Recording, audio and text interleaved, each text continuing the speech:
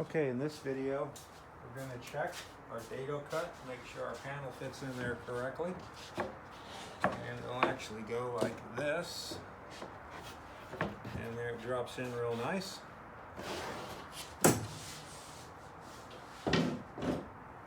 Okay, we've made lines here for where our bottom piece is going to go, and then our top piece is just going to go flush here.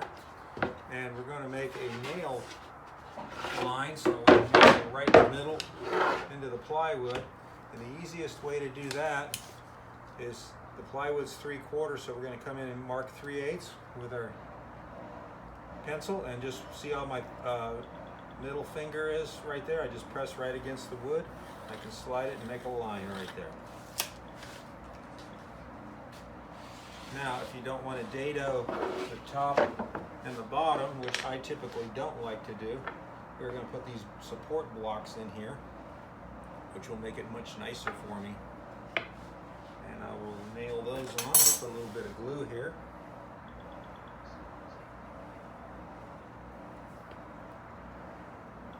Put that over a little bit.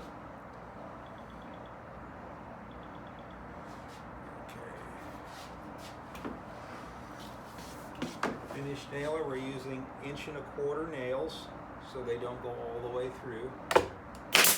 1, 2, 3, 4. That one.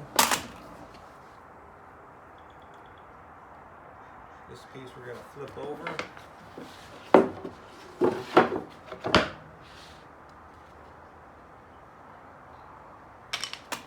Same thing, we're going to line up our front real good.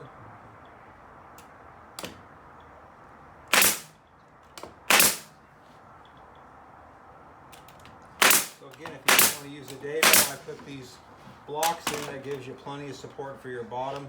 So if you put a lot of weight in the bottom shelf, it is going to hold adequately. The next video will show you the assembly.